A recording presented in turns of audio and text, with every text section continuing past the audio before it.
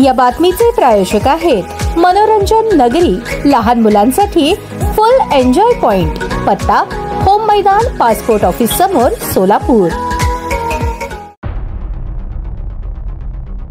माणसं तर जिवंत पाहिजे ना, हे असलं काऊन रोगाने माणसं कमी झालं तर मतं तर कुठं भेटतील?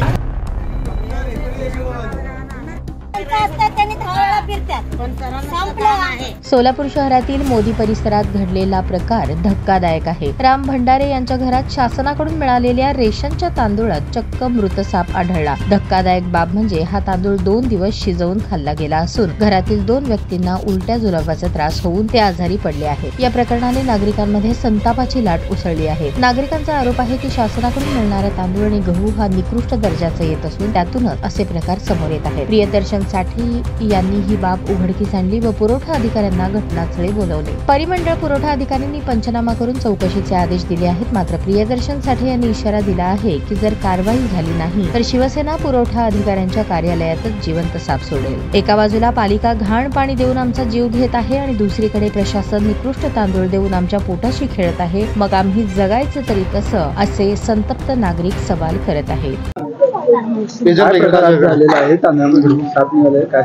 रेशनच्या तांदळामध्ये 3 दिवसापूर्वी यांनी तांदळ रेशन दुकानात आणलेला आहे। 3 दिवसांनी ते रेशनचा तांदूळ खाल्लेला आहे।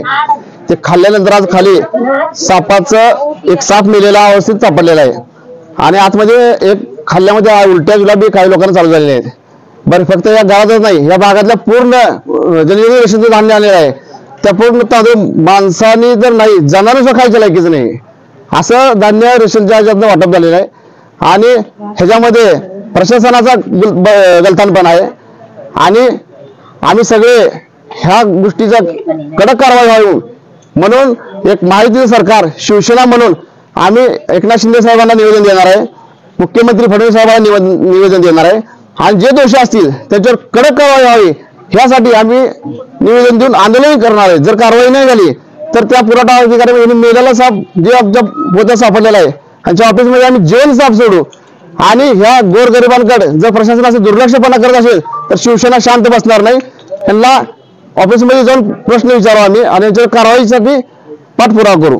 घाण असतंय, विचारायला गेला ना असंच आहे, धान्य तुम्ही घ्यायचं असेल तर घ्या, नाहीतरी नाही। आणि ते धान्यामध्ये पांढरं ते काय की ते रोग उत्पन्न होण्यासाठी त्रास व्हायला लागला आम्हाला।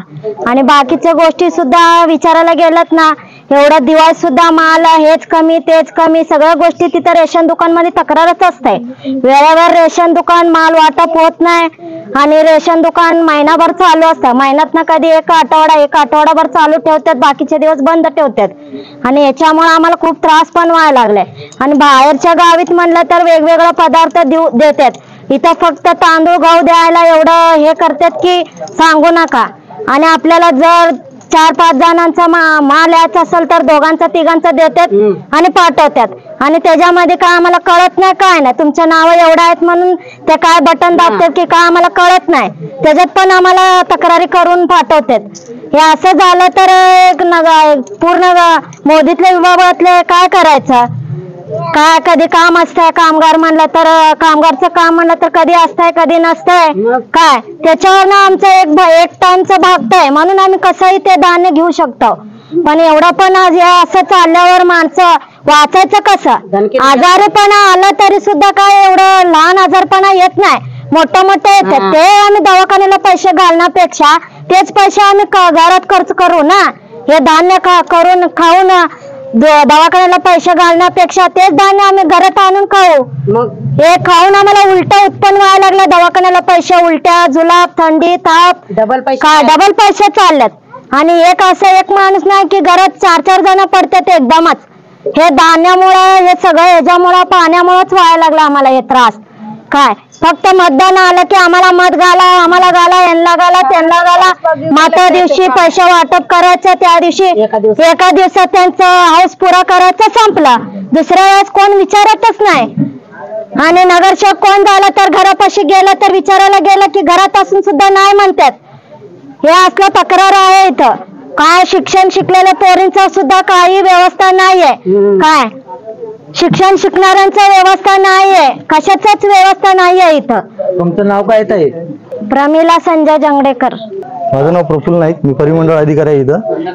दूरध्वनीच्या क्रमांकावरून आम्हाला एक तक्रार प्राप्त झाली होती की तांदूळमध्ये साप आढळला आहे म्हणून. त्याची तपासणी करण्याकरता आलो असता मी, त्यात खरोखर साप आढळून आलेला आहे आणि ते आम्ही तांदूळ जप्त करून ते फॉरेन्सिक लॅबला पाठवणार आहे. आणि जिथून हा तांदूळ भरला जातो किंवा काय कोणत्या प्रकारची स्वच्छता आहे का नाही, त्या तपासणीचं काम आम्ही समोर चालू ठेवू. संबंधित जे तांदूळ विक्री करणारे हे आहेत दुकानदार आहेत, त्यांच्यावर कुठली कारवाई होणार आहे का? आणि हो, संबंधित कार्डधारकाचे बयान घेऊन त्यांच्याप्रमाणे त्यांच्यावर कारवाई करण्यात येईल. इथल्या घरातल्या लोकांना पण 2-3 दिवसापासून काही आता ते कट्टा पॅक होता म्हणते त्यांचं म्हणणं आहे. त्यांनी जो तिथं तांदूळ आणला होता दुकानातून तो पॅक होता, त्यामुळे त्यांच्या काही लक्षात आलं नाही. एकदम शेवटी खाली हात घालल्यानंतर ते तांदूळ खराब निघाला.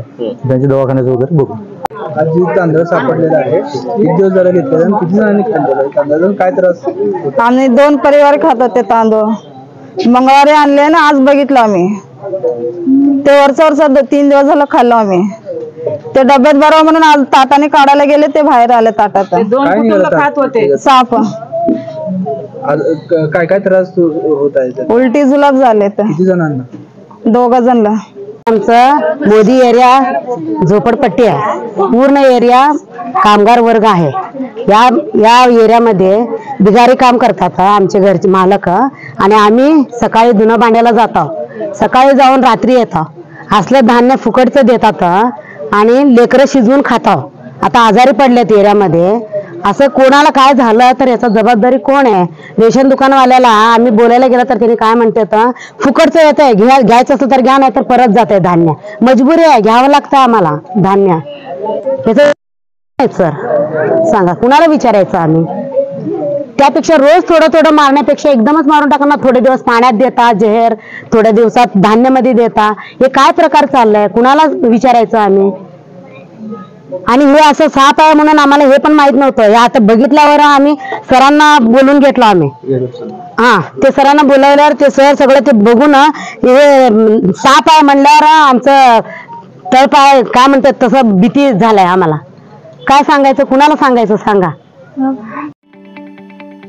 ताज्या बातम्या पाहण्यासाठी प्राईम महाराष्ट्र न्यूज चॅनलला सबस्क्राईब करा.